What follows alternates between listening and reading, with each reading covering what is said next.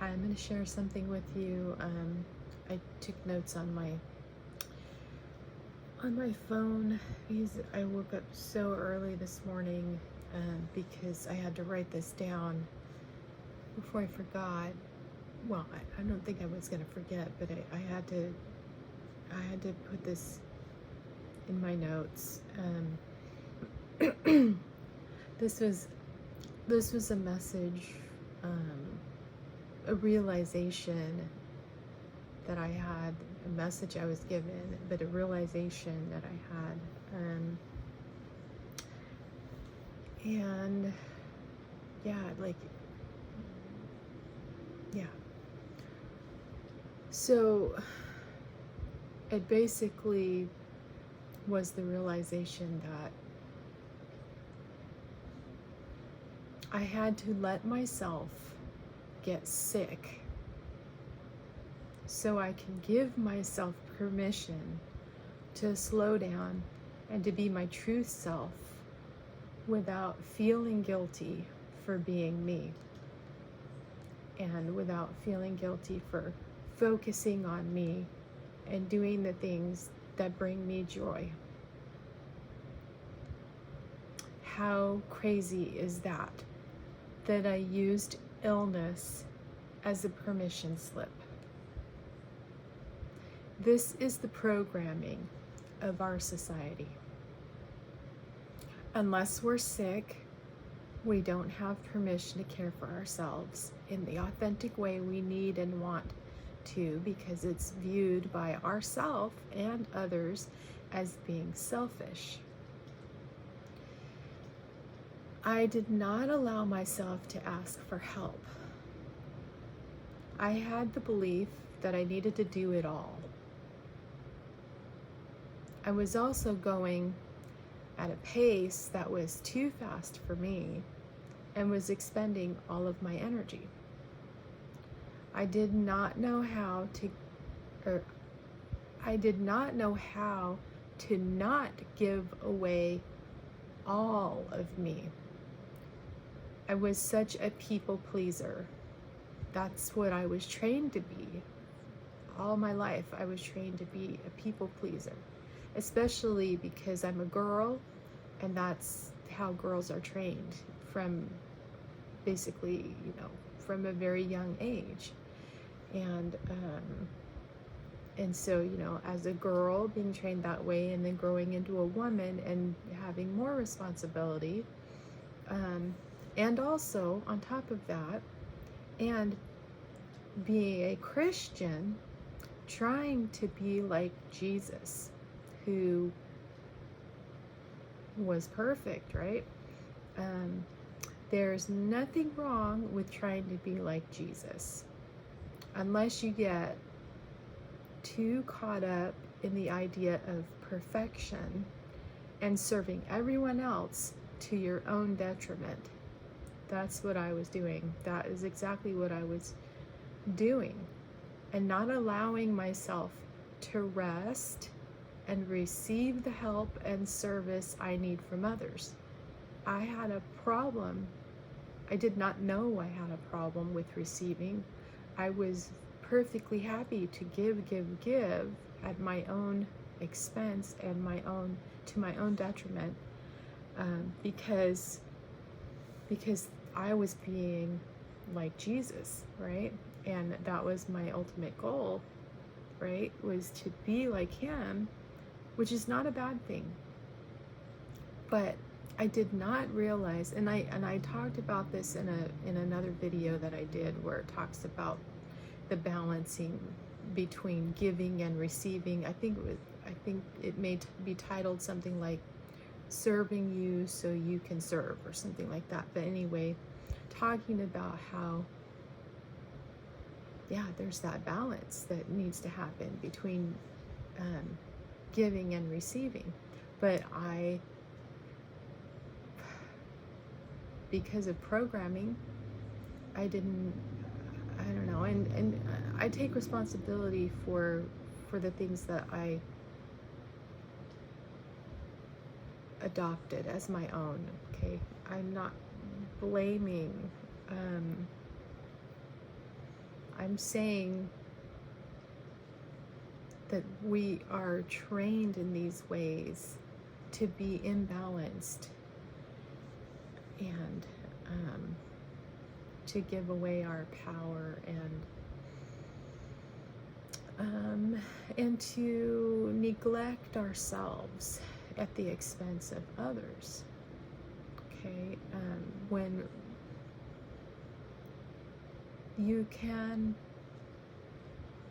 have a healthy balance between giving of yourself and receiving what you need. Okay,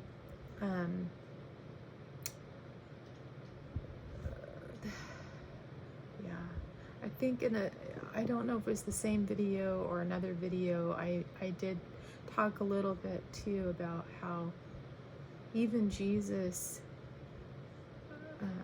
which I did not realize most of my life, I did not realize that he had boundaries and that he allowed himself to rest.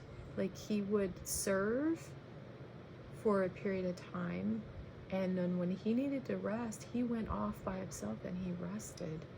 And I don't know why I never picked up on that pattern, because I think that what was emphasized my whole life is the constant serving, and not the other side of it, which is resting, which is necessary. Okay, so it's not that it wasn't completely taught, but it was more of a something you gloss over. You know, the rest part is just like, it's not in balance. Like, it's just something you do when you just can't go anymore. But by then it's too late. Okay, and that's what I found out, that it's like, if you serve so much at your own expense without taking the moments and the periods of time that you need to come back and to replenish yourself, then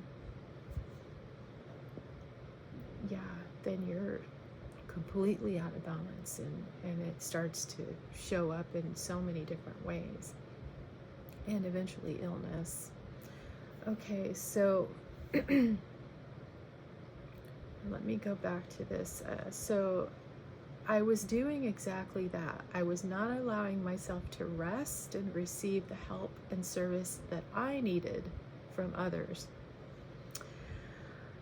Okay, we're meant to have a healthy balance of giving and receiving, so everyone works together and everyone's needs and even desires can be met.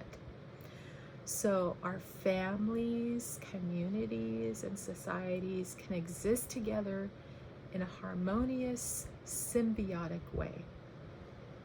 Okay, so, I'm gonna talk a little bit about,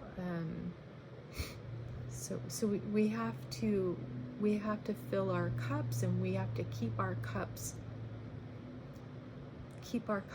full, you know, like keep that, what we need, you know, keep it flowing into us, keep refilling our cups.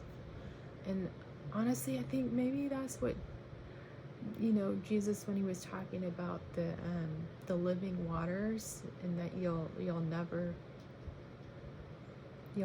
thirst, you know, like his cup was continually full, and he knew how to balance that and how to make sure it was always full. But okay, now I'm gonna this may be, I don't know, take it or leave it, whatever you want to do. But okay, the movie, I'm going to talk a little tiny bit about the movie The Golden Child, with Eddie Murphy.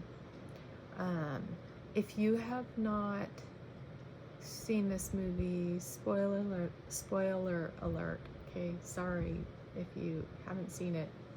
It's an old movie, so like at this point I think it's fine to say whatever I want to say, even if you haven't seen it. So the image, the scene in the movie where Eddie Murphy is going and he has to do this quest to get, he has to get the knife. Okay, I'm not going to tell you the whole history of the movie. You watch it if you want to, but the point is that he had to go do this almost Indiana Jones type thing, you know, where he had to go get this particular knife, but like he had to do it in a very strategic way and a very intuitive way that, you know, he didn't know how to do, but he was the chosen person to do this. Okay, and so but he had to do it. He had a glass of, I don't know, pure water or something, holy water. I don't know if it was holy water, but anyway, a glass of water that he had to take with him, because I think, if I remember right, there was something about there. I think there was fire or something. Did he had to put out the fire in order to get the knife or something like that? It's been a while since I've seen this. But he only had a glass of water. It was a cup of water. It wasn't a lot of water. And so when he got there, and also he was I think there was an element of not on this journey that he was on, he was not allowed to spill the water, I think, something like that. So those of you who've seen it, like, if I'm wrong, just correct me in the comments. Anyway, so he ends up going on that journey, and then he has that full cup, and then he gets to where the knife is, and he has to put that fire out. And what he does is he's trying to figure out what he's supposed to do, but then he gets this idea, and he drinks the water. He drinks the water, and then the fire goes away, and then he's able to get the knife, and he's able to take it back, and he didn't spill any of the water. So I think my point is, like, filling your cup is, you have to actually drink the water. You cannot just pretend to fill your cup. You actually have to drink it. You've got to drink the water, and you have to fill yourself, okay? And keep that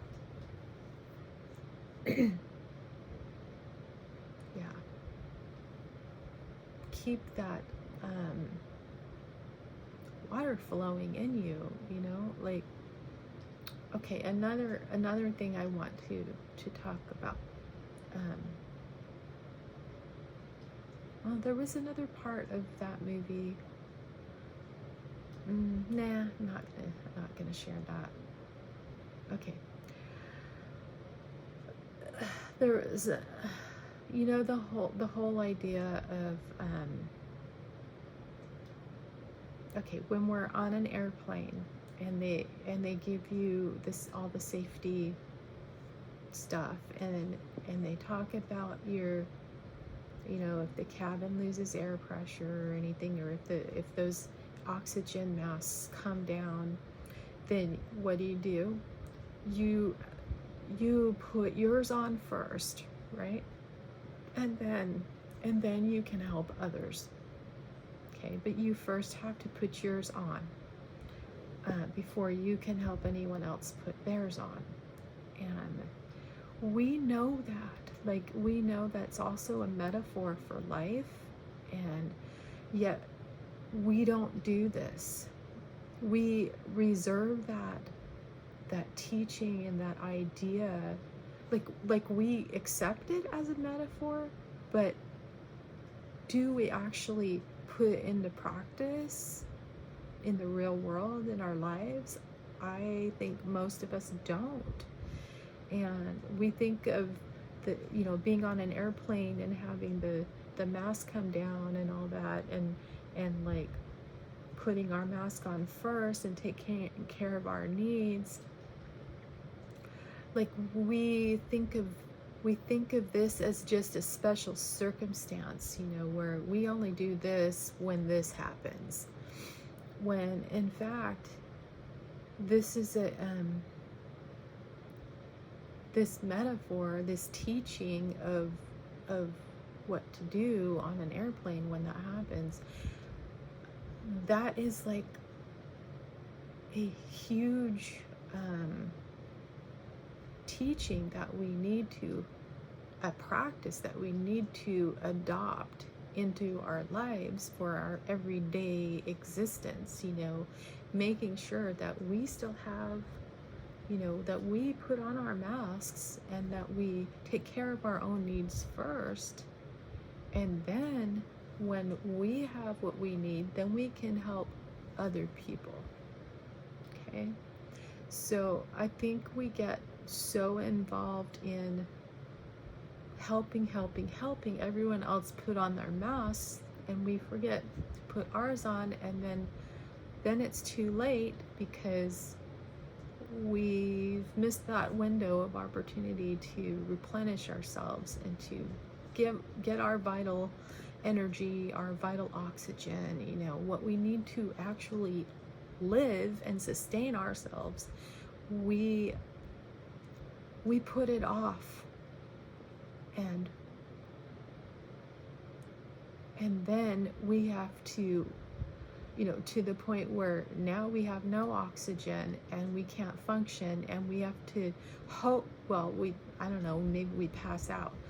And then, you know, if we're lucky, somebody comes along and notices us and puts our oxygen mask on us, you know, and revives us, you know. And we don't need to get to that point. We need to take care of ourselves all along the way so we don't get to that point. So don't do what I did. And I know there's probably many people who have done this too, where they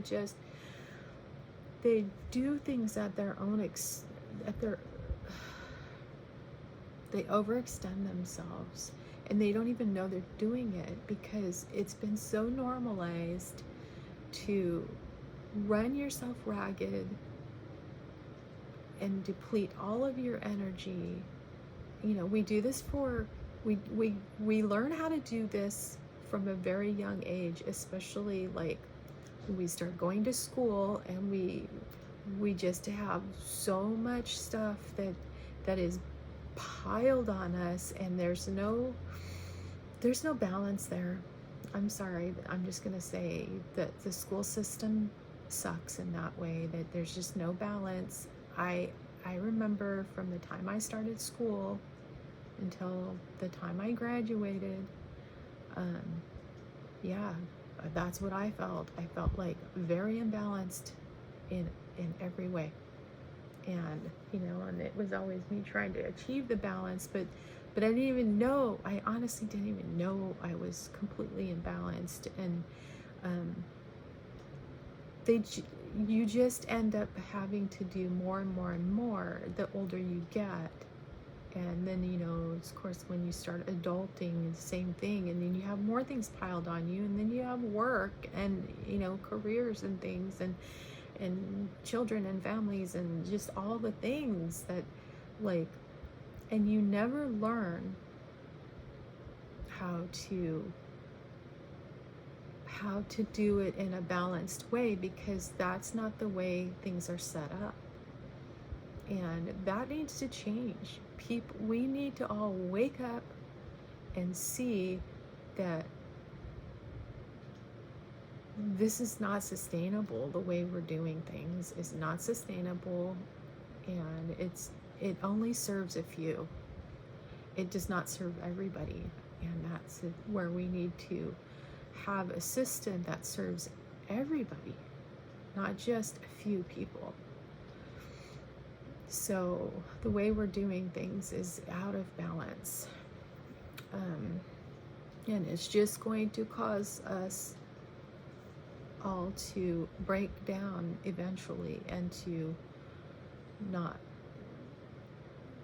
be well. We're all going to be sick if we keep doing things the way we're doing them. Okay.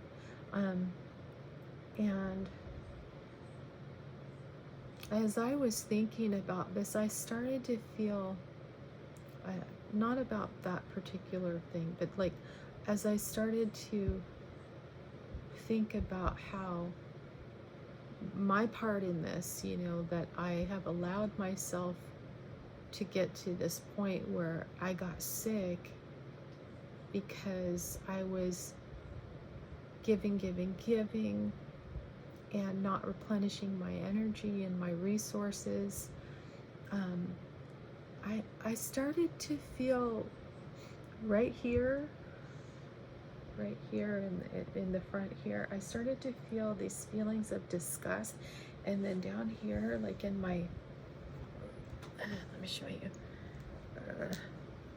solar plexus. Yeah, right there in the solar plexus area, I started to feel, I was feeling disgust and anger. Like, it felt like a combination of disgust and anger in both of those areas, here and here, just like right in front of me, and then down there in the solar plexus, which is like around the belly button area. And I started feeling that, and I recognized those energies as those emotions. And it's interesting because I had this like knowing, this inner knowing that I believe, I thought, I think in ASL, American Sign Language, I think that the signs for anger and disgust have something to do with those energy centers, or not the energy centers, but like the solar plexus, yes. But like right here in front of the face, I was like, I think because it does feel like anger right here. And I felt like, I think the sign for that is right here, and then, yeah, and then I was right about the other thing too. So the sign, like the sign for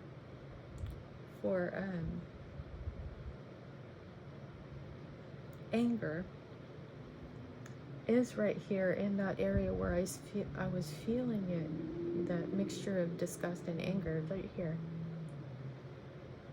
like right there. And then like the solar plexus, and the sign for disgust, it's right here in the solar plexus, and it's like, it's kind of like this, right? But like you're making a face at the same time. Okay, like a disgust face. But anyway, I just thought that was really interesting, I bet you people who are deaf and I don't know this, I'm just guessing. I'm guessing that people who are deaf, they might be even more in touch with their energy than those of us who have our hearing. I don't know. I have a feeling they might be a little bit more in touch with their actual feelings and their energy in their bodies. But anyway, so I just think it's interesting that those two signs are done in the areas where we feel those feelings energetically. So anyway, I know that because of this realization that I've had this morning, I know that there's some new affirmations that I need to write, so that because like more specific ones that I need to write and make sure that I add that to my affirmations that I listen to. Yeah, because they're just more specific. Like it can more specific, be more more specific and more powerful in reversing and like eliminating those limiting beliefs that I have, and the associated energy with those limiting beliefs. I can let that energy and those beliefs leave my body and not be part of my experience anymore. And I know that as I do that, as I continue to do that kind of thing, it is helping me, and it does help me to heal those things in my life. And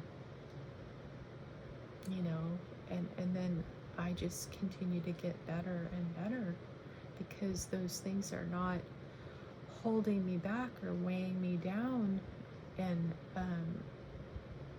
causing my energy to be stagnant in certain areas and to not flow. Because when you have blockages of energy, when things don't flow in any type of way, like whether it's like physically, like in your physical body or your energetic body, when things don't flow and they are stagnant, then that's when you have disease, when you have things that symptoms of things you start having. And so when you get things flowing again, then things heal, and then you come back to homeostasis, or come back to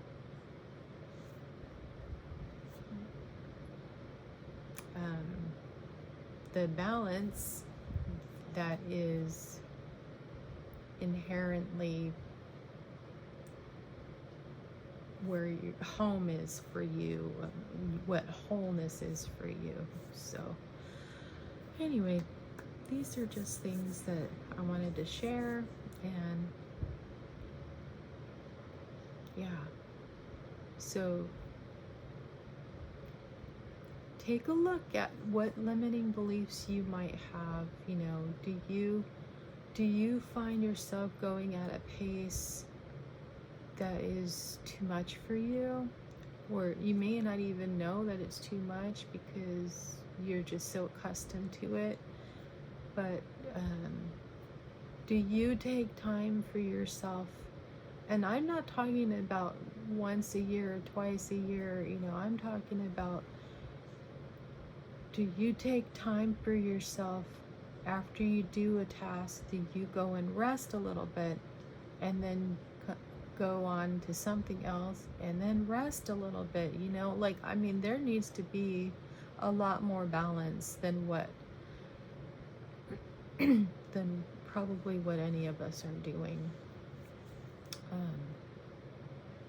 Because we're not taught to do life this way. We're taught to just keep going like a steam engine, we're not robots. We're not robots, and we can't just keep going and going and going. So, and we do each need to take back our own personal power, and balance that solar plexus and take back your personal power and stop giving it away freely. You be the one to decide what you do with your time, what you do with your energy and your life and your resources. Stop letting other people decide that for you.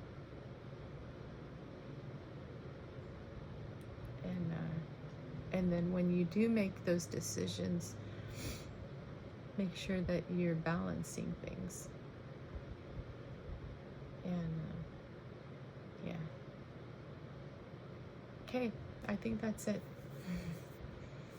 Okay, bye.